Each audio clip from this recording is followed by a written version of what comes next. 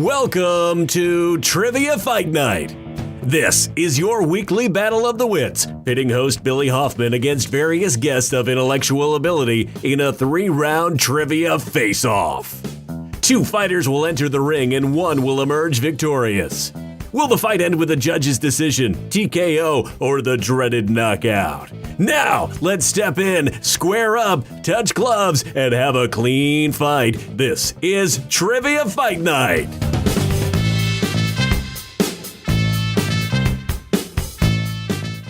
Hello and welcome back to a very thrilling episode of Trivia Fight Night. I'm your host, Billy Hoffman, and my challenger tonight is Liz Rosen. How's it going, Liz?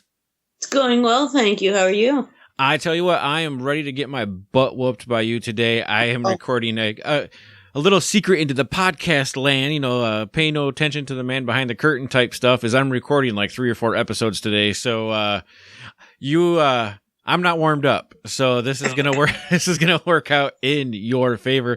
Tell everybody at home a little bit about yourself. Where are you from, and where do you like to play trivia? Sure, I'm currently living in Chicago. I just moved here recently, so I'm still feeling out the trivia scene. Right now, my most common location is a Broken Barrel Bar, which is they do brain bash trivia there, so I have a good time there with my friends. But I've been doing trivia at bars since I was a kid, since I was a teen, and I really got to give a shout out to Jimmy's Old Town Tavern in Herndon, Virginia, a great Buffalo bar, for getting me started in trivia. There we go, and listeners to this show will be quite familiar with the Chicago area land because Chicago is like a mecca hub for trivia right now. Not only that, you mentioned Brain Bash Trivia. I did. That was 2 episodes ago. We had the owner of Brain Bash Trivia, Jeremy Canman, on, and he kicked my butt hardcore. Yeah, he's good. He's good. He's a very tough opponent. I can definitely see that. Well, so. The dude's been on Who Wants to Be a Millionaire, and he's a Geek Bowl champion. What do you expect? He's got a leg up. He's got a leg up. Yeah, very cool that we got another Chicagoan in here. All right. Before we jump into listen to the rules, what were your power categories today? My power categories are World Capitals and the West Wing. Oh, excellent. World Capitals and the West Wing. And because I do so many shows, Liz, and I change them up all the time, what were mine? You went with Full House and Nature. Full House and Nature. Okay, very good. And bringing it full circle, I actually did a Friends versus Full House bonus episode for the Patreons of this show. And I did that with Jeremy. And that dude knows his friends, let me tell you. Yeah. So, all right, we're going to kick it off to the rules real quick, and we'll be right back with round 1. Round 1 will consist of each fighter battling 3 questions. In these early rounds, the fighters will be given the choice of 2 answers and must choose wisely. Round 2 features each fighter taking on 5 questions where they must use their wit to survive. The 3rd round is our knockout round. This is the final round where each fighter is allowed to wager any or all of their available points and able to secure their championship dreams.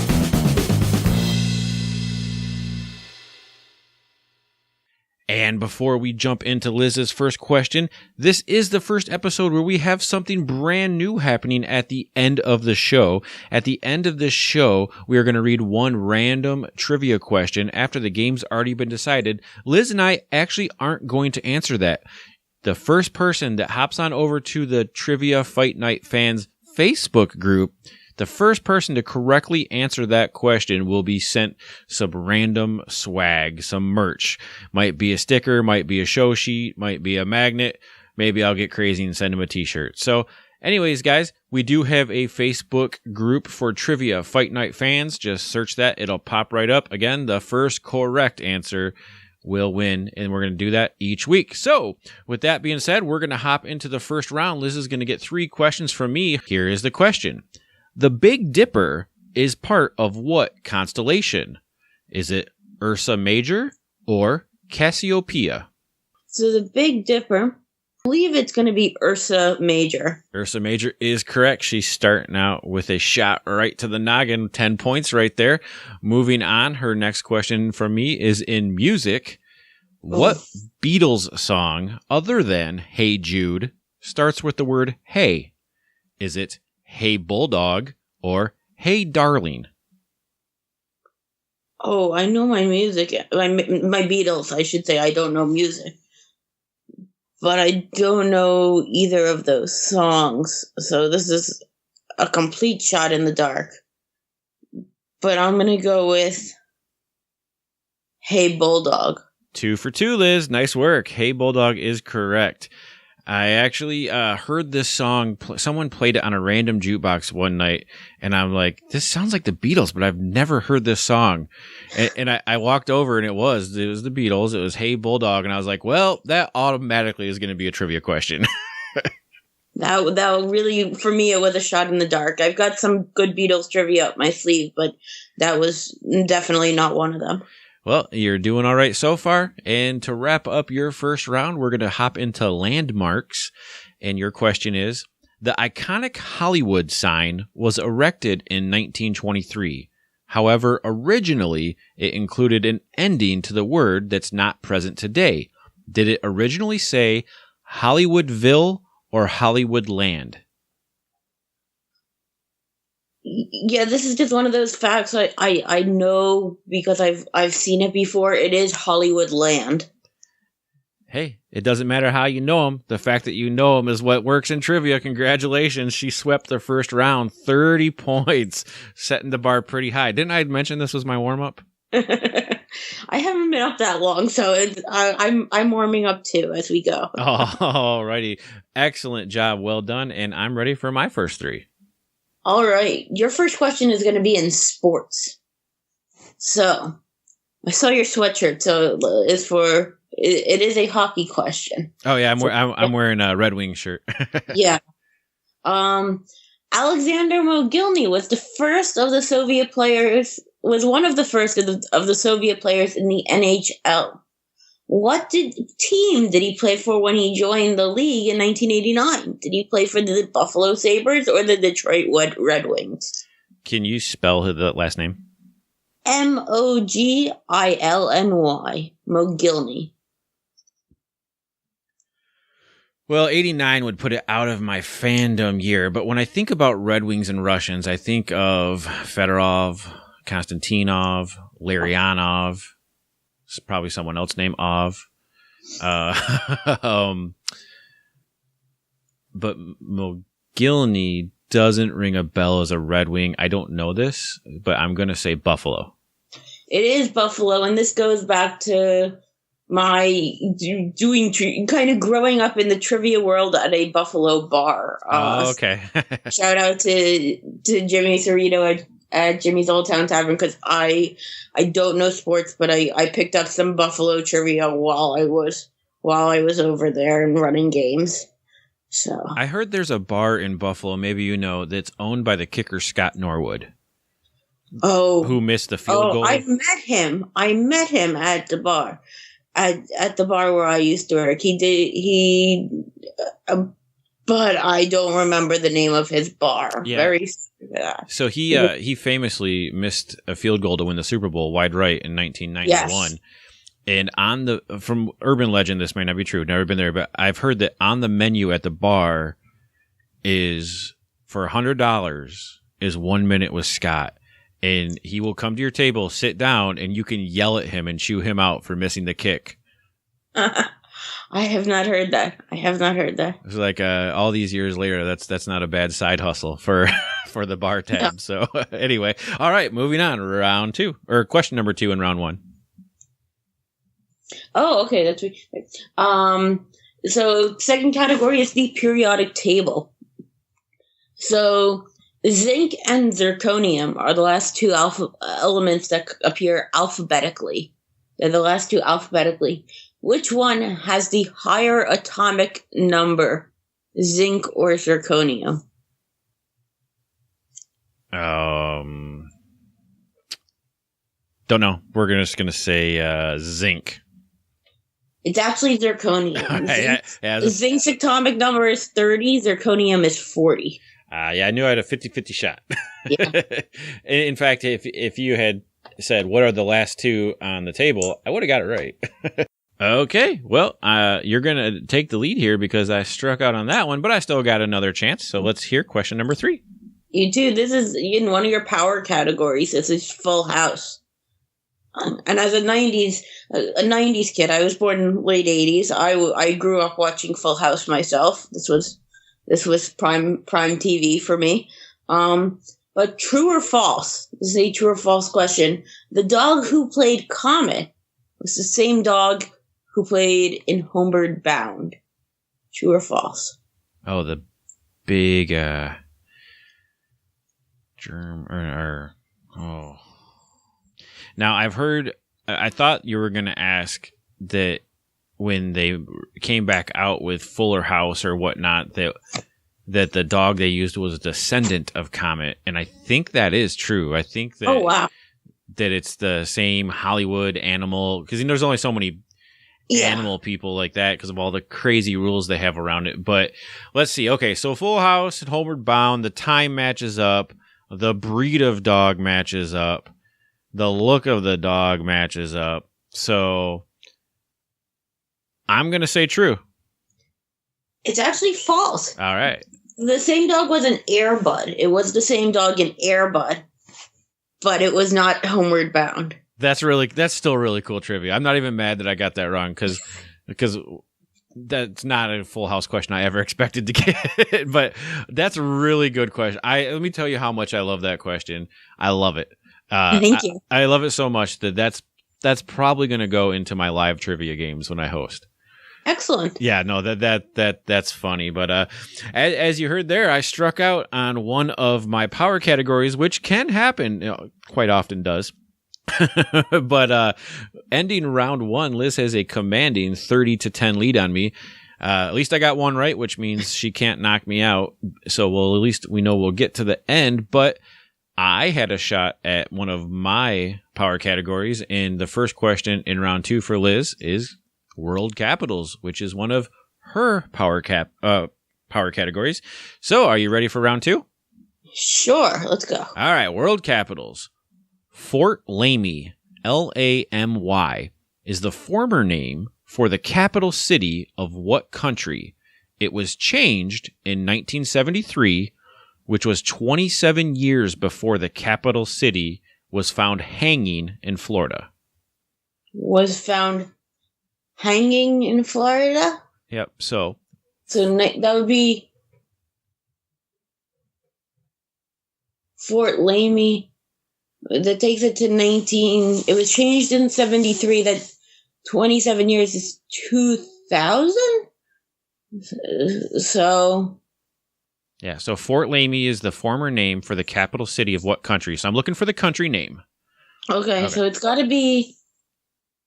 It was changed in 1973, which was 27 years before the capital city was found hanging in Florida. There's a little bit of a name play there. The hanging part is really throwing me for a loop. I'm not going to lie. So I'm going to go with something that is close to Florida. I'm probably off base with that. And the closest one I can think of would be the Bahamas. That's a total random guess. It's not the Bahamas, and I thought that the hanging thing in Florida might actually give it away because you were so close to working this out. So, Fort Lamy is the former name of the capital city of what country? The country is Chad, and the reason... Oh, hanging Chad. Hanging Chad in Florida in the year 2000. So 2000. You worked all the way through all the clues, but just didn't make the connections. So yeah. I was trying to be a little cute there. The new capital of Chad, do you know that? Yeah, it's that N'Djamena. It is, and I'm glad you said it because I had no idea how to pronounce it. So, very well done. So yeah, apparently once the French turned over control in 73 of Chad, the capital was renamed. So that's the story behind it. So question number 2 is a TV question for you in this round. Gatto, Volcano, Quinn, and Murray are the last names of 4 people that make up the cast of what popular show? Can you say them again? Sure. Gatto, Volcano, Quinn, and Murray.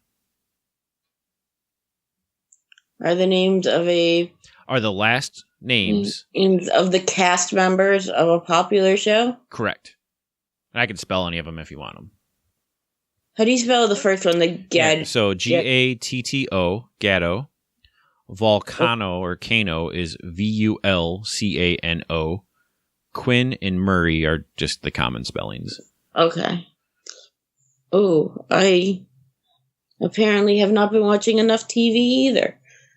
It's a good thing I did well in the first round. I'm gonna go with The Good Place.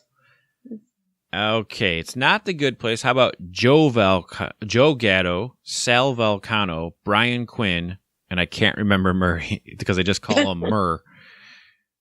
Is that no. ring a bell? No. Okay, it's actually the crew the guys from Impractical Jokers. Yeah, that's so far from my my purview. It's not even funny. That is so far from my purview. Well, you know what's not far from you is The West Wing, yes, which is your next category. Now, hopefully this isn't too crazy. I enlisted the services of a few people in the trivia hemisphere or world sphere here. Main credit is going to go out to Mr. Chris Hollister of the Trivia Warfare podcast, because I ran by a couple questions by him and we settled on this one. So, what is the name of the law firm that Sam worked for before joining the Bartlett campaign? And here's a clue we added. The same law firm name was also used in 2 other Aaron Sorkin TV series. Okay.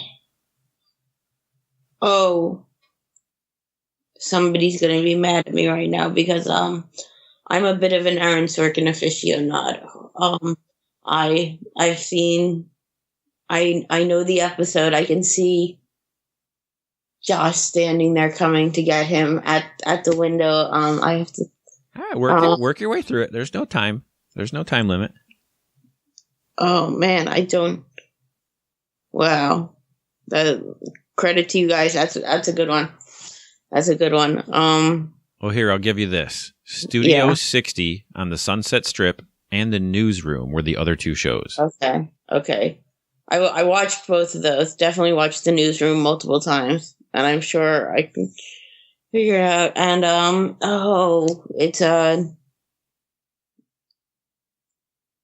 it's not coming to me. It is not coming to me at all. We're just gonna go for 2 very generic names. Oh, it's 3 names. No, I know it's 3 names. I feel like if I had unlimited time, I could totally sit here and think out every name that could possibly go in this law firm, but for a guess, we're going with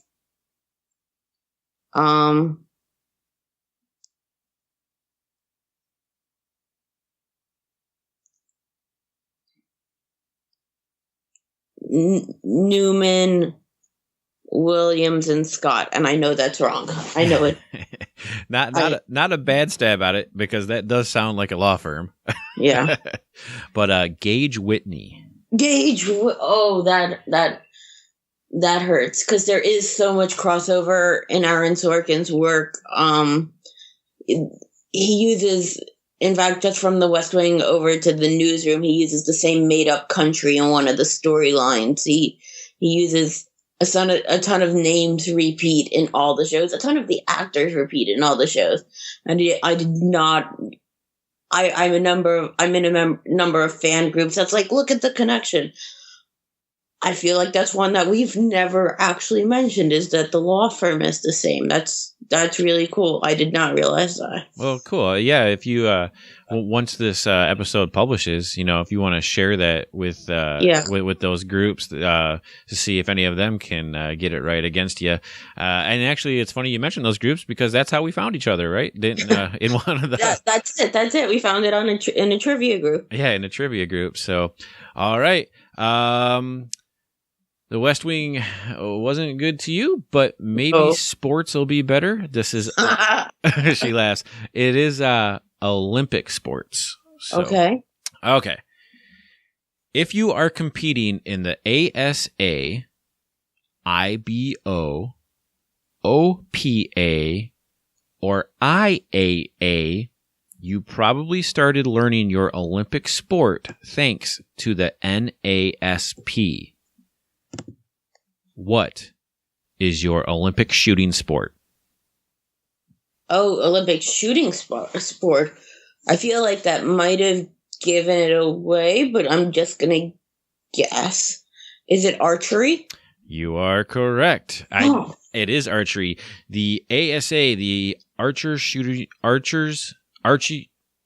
Shooters of America, the IBO, the International Bow Hunters Organization, the OPA, the Organization of Professional Archers, the IAA, the International Archers Association, and you learned your sport thanks to the NASP, the National Archery in Your Schools Program. Archery is correct. Good job. If you hadn't said shooting sport, I probably would have been sitting here like the last 3 questions. Wondering where the heck I was going. Well, it is what it is. You'd have to either know one of those or be into archery. So I thought the best way to word that question was to throw that little tidbit in there just to get someone started on the right path. And it worked out great for you considering the letter A is in almost all of those all those acronyms. So, exactly. All right. Famous couples is your last question. Famous couples. And here it goes. Kenneth Sean Carson and Barbara Millicent Roberts have been together since 1961. What names are they more well known by? This is actually the real life name, or no, these are the doll names of the real people who inspired, they are the doll names for Barbie and Ken. That's Barbie and Ken right there. Yep, Barbie and Ken. They're based on a real life brother and sister. Yep. And Barbie actually came out in 1951, but Ken didn't, 1959, but Ken did not debut for 2 years later when they officially became a couple in 1961. So that gives you 30 points in the first round, 20 points in the second round with a subtotal of 50 points. Now, I ended up the first round with 10, so I have still got a lot of work to do. So let's see how I do. All right. So tried to go a little bit all over the place with these, but we will see how it goes. Your first category, I heard in an earlier show you like Broadway. So Your first category is Broadway, and I need 2 answers for full credit for this one. Sure. 2 shows have hit songs about the city Santa Fe. Name both of them. Okay, Rent is one. Yes. So I saw Aladdin yesterday, the musical. That's not my answer, but I did see it. I don't think Aladdin will take you to Santa Fe. No. I saw I saw Aladdin on Saturday. My kids had auditions for Alice in Wonderland Jr. on Sunday. And in 2 weeks, we have Rent on Saturday, Phantom on Sunday, and that night, Rent is on TV, Fox Live. So it's a great month for musical theater in the Detroit area right now. It is. All right, I don't know the second one, so let me think. Santa Fe, Midwest type of show. Okay, so I know tons of shows it's not. So it's going to be pretty much an American-based show. I can give you a small hint if you want. You get out of the Midwest. Okay. Yeah. Get out of the Midwest. Get out of the Midwest. So stick to the East Coasters. No, I'm kidding. Oh, geez, oh, Pete. Who wants to go to Santa Fe? Now all I can do is hear, Santa Fe song from Rent. I was thinking Sunset Boulevard, but that's not it. I don't think it's anything Andrew Lloyd Webber that I can think of. Book of Mormon, they're in Africa. I was thinking Utah, Mormons. Like trying to make that connection. Okay. I do not know, so I'm going to say Avenue Q. You're back to the right city. You did get back to the right city. But you were actually kind of in the right ilk because it is a Disney-based musical. It is Newsies. Open the gates and seize the day. Oh my gosh! So I used to be a Disney performer. So I used to sing. I sang at Disney, and the opening of our show was "Seize the Day." But shockingly enough, I haven't seen Newsies. Yeah. So I've never seen the Christian Bale movie because it started as a 1992 movie. Right. That didn't do so well. It did not do so well, but it had a cult following, which brought it to Broadway in like the late 2000s or the early 2010s, and it had a short run on Broadway. And they've since filmed it. They filmed the stage version, which I have seen like in a theater. Fell in love with the soundtrack and downloaded it, and that's the other classic Santa Fe song. Yeah, for me, other than "Seize the Day," that's the only song I know from that show. Yeah. Santa Fe is kind of the one. It's the belter. That's the one. You got to be able to belt, and listen to it because you're not getting a sample from me because you don't. You'd lose you'd lose your listening audience if I was belting. I tell you what, or singing at all. You've inspired me. That will be on my list to happen probably tonight. So, all right, it's great for kids too. It's a totally kids can listen to that. I don't see any reason why not. Yeah, and so it's Disney, of course, it's kid appropriate. So yeah, like Song of the South. Except for that one, or the Black Cauldron, or there's a couple Disney makes missteps. Not gonna lie, but who doesn't? No, doesn't. And I'm not. Yeah, this is not a blanket statement. I'm just saying, these kids could listen to, and it wouldn't harm. It's fine. Yeah. All right, 0-for-1 in the second round for me. How about question number 2? Okay, we're going to kind of stick in the arts for a minute. We're going to go to movies. So in the movie Deadpool 2, Ryan Reynolds muses that a song from Yentl sounds exactly like, you mentioned you were a Disney fan, so it sounds like exactly like a Disney song from which movie? All right, I have not seen Deadpool 2. Oh, okay. I love the first one. Yeah, it sounds like a song from Yentl. Yes. I'll give you the name of the Yentl song since you have not seen Dental. If you have not seen Yentl, or you have not, excuse me. Since you have not seen Deadpool, I'll give you the name of the song from Yentl, and you can try to work it out from there.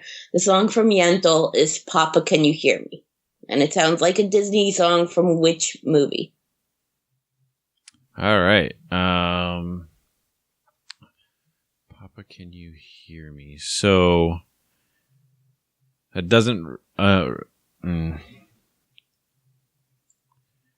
trying to think. Okay, so is it a movie where the dad has died, which is a lot of Disney movies, or is it a movie where there's a relationship issue with the dad, which is a lot of movies? Oh, Papa, Can You Hear Me?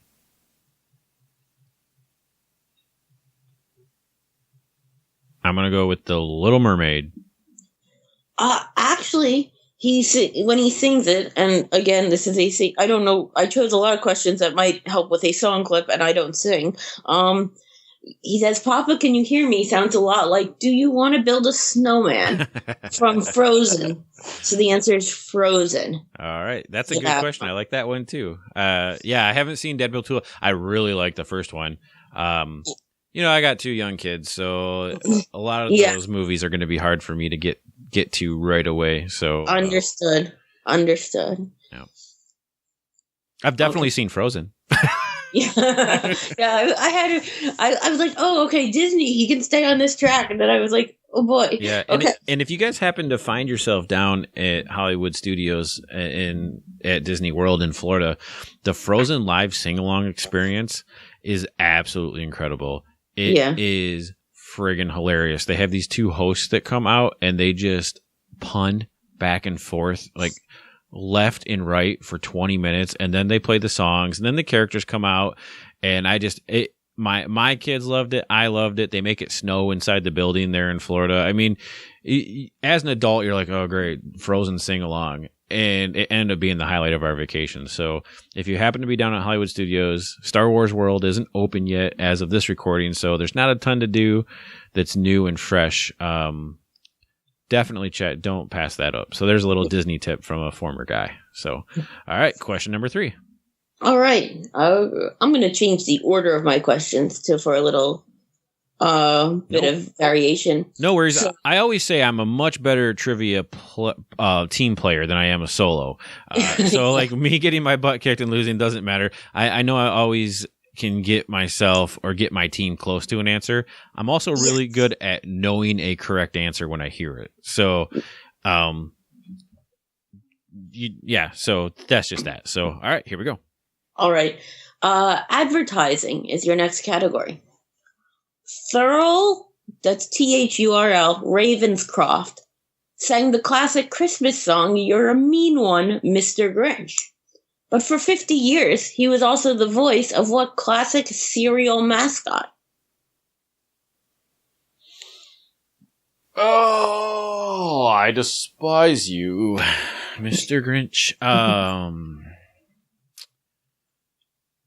This is a great question. Oh. I believe the answer is Tony the Tiger. You are correct. That is a correct answer. It took me a minute to think about it. I knew I had heard it before. And so then I just had to run through kind of some of the slogans and stuff. And I was like, well, if the Grinch is the Lucky Charms guy, I'm done with this game. So, they're magically delicious. Yeah, exactly. All right. So your next question is British TV shows. And this is, what popular late night show on Channel 4 began with a 9-day contract to cover the Paralympic Games in London? Can you read it one more time? Sure. It's a late night show on Channel 4, and it began with a 9-day contract in 2012 to cover the Paralympic Games in London. All right.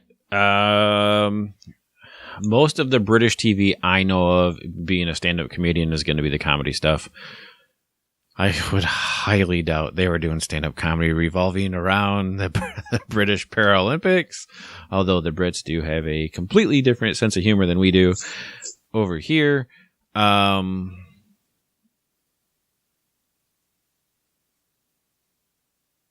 mean, BBC America. This is wrong, but we're just going to go with the Graham Norton Show. It's not the Graham Norton Show, and you were actually on the right track. The show is called The Last Leg. It's Jesus Christ. It is a comedy show. It's hosted by Adam Hills, an Australian comedian who was born without a right foot. Okay. And he's the guest host, or the other 2 hosts are Joshua Whitcomb and Alex Brooker. And Alex Brooker is also has a physical disability. So they call it The Last Legs, and there's plenty of jokes. They have plenty of athletes and comedians on who suffer from disabilities, and they talk about both serious issues, and they've had completely ridiculous segments it's definitely, if you like the British comedy shows, should definitely be in your repertoire. Definitely a great show. Yeah, I'll definitely check that out. I watch I don't actually watch any of them. I watch the highlight clips and stuff like that. But generally Graham Norton, depending on, of course, who the guest is. Yeah. Or guests, I should say, as well as anything Jimmy Carr does. Usually I'm all over just because it's Jimmy Carr. So. Yeah. I watch a lot of I do a lot of the quiz shows as well as the panel shows. So Mock the Week, Only Connect, a bit of University Challenge every now and then. Okay. Would I Lie to You? So I love an 8 out of 10 Cats Does Countdown because it combines trivia and the British humor, and it's like perfect. There's the two of them, yeah. Yeah. Okay, perfect. So my last question. You get one more question. This is in your other powerhouse category, nature.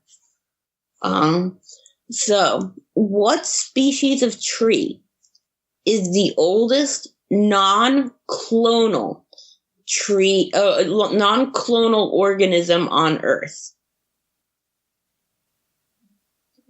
Okay. The clonal thing doesn't help me, so I'm just going to go with old trees. And I'm going to say, I don't even know if they're that old. I just know they're big. I'm going to go with sequoia. It is not. It is the bristlecone pine. It is the bristlecone pine. That is the oldest tree. There's one. I think I've missed that question before. There's one that was called Methuselah that's over 4,800 years old. But in 2013, I believe they found that there's another bristlecone pine that exists that's even older than that. It's like 5,000 years old. But that's the oldest non-clonal organism on Earth. That is really cool. I have missed that question before. I don't think on this show. I think I've missed it at a trivia night. And I was thinking pine, but I knew if I said pine tree, that really wouldn't work because you're gonna have to know more than that. So, all right, wrapping the game up here. You have 50 points. I have 20. So we're gonna make our wagers. I can tell you right now, unless you really screw up your wagers, which has been known to happen on this show, you're going to be sitting pretty. So I am the underdog, which means I get to choose the category. And based off of our conversations and based off the way this game has gone, I have a Trivial Pursuit deck in front of me. I'm going to pick the color orange, which is sports and leisure. So go ahead and make your bet in the sports and leisure category. Don't have to tell me what it is. Got it written down? Yes. Or in your head. Either way works. Okay. And I'm going to reach over here and grab a random sports and leisure card. And we are both answering the same question, which is not sports. It's leisure. Dang it. Yes. I might have a chance. Which famous menswear designer opened a flagship store inside the former New York City punk club CBGB? Oh, well, forget it. Which famous menswear designer opened a flagship store inside the former New York City punk club CBGB's? I've actually have friends who have performed at CBGB's, but I've never been there. My dad used to go to CBGB's when it was CBGB's. He lived down in that side of town when he lived in New York City. So he's been there before. I've been to that location. Whatever, I guess, is going to be a shot in the dark, though, because I don't know menswear designers. So, do you take the first guess? Because it doesn't really matter because I'm guessing as well. All right, so because well, let's read our wagers first. So, I wagered 19 points. I wagered 5. Okay, so you're winning no matter what. So let's work this out together as a trivia team. Okay. So here was my thinking. CBGB's, punk rock. I was kind of trying to think of like an alternative style menswear guy. And I was thinking kind of like punk rocker style is like Tom Hardy, like the Tom Hardy jeans and like the bedspreads and all that they're all kind of like motorcycle-y type of guys. Does that make sense to you? That makes a lot more sense than what I was going with. I was sticking pretty classic, just thinking that area. I mean, because they didn't say when it opened. Like, did it open inside CBGB's? Did it open after CBGB's closed? Yeah, it says designer opened a flagship store inside the former. So I guess it would have been after CBG closed. Okay, yeah. I was wondering if it was more like a streamlined designer and like that area has just become so like, top of the line and everything. Is it just? Yeah, I mean, who knows? It could be Tommy Hilfiger and he gutted it. Yeah, it's like Tommy Hilfiger, Calvin Klein, something like that. Put a thing in. So we don't really know. So there's really going to be no. We got it wrong. Okay, the answer is John Varvatos. Would not have gotten. Have you ever heard of John Varvatos? Vaguely. Yeah, I definitely have not. So, with that being said, I ended up with a 1 point because I will, hint to future players, I will never end a game with 0 points. You lost 5 on that. So, with a final score of 45-1, Liz Rosen is your Fight Night podcast champion. Congratulations. Thank you so much. That was a lot of fun. You gave me some really tough questions. Not unfair tough, really good questions. And I told you, I'm totally stealing that one. So that's going into my live shows for sure. So great. Well, thank you for having me on. I had a really fun time doing this. Yeah, that was a blast. And you guys heard us talking a little bit about Facebook groups and trivia and stuff. If you guys are on Facebook, make sure you head over to the Trivia Fight Night podcast, our fan page, our fan group, I should say. There's a page and a group. But, like the page, join the group, and you are going to get the opportunity to answer this question. Now, this question, the first one to answer it, will get merch sent their way. So, Liz, since you're the champion, I'm going to let you pick blue, pink, yellow, purple, green, or orange. Do you need to know the categories? I actually do. I haven't played Trivial Pursuit. Yeah, so I believe blue is geography. I'm sorry. Yeah, blue is geography. Pink is entertainment. Yellow is history. Purple is literature. And green is science. And we know what orange is. We're going to go with the category I thought I would be better in, which is geography. Okay, geography. She's picking a blue card. And remember, we're not answering this out loud. This is for the people to join the Facebook group and answer.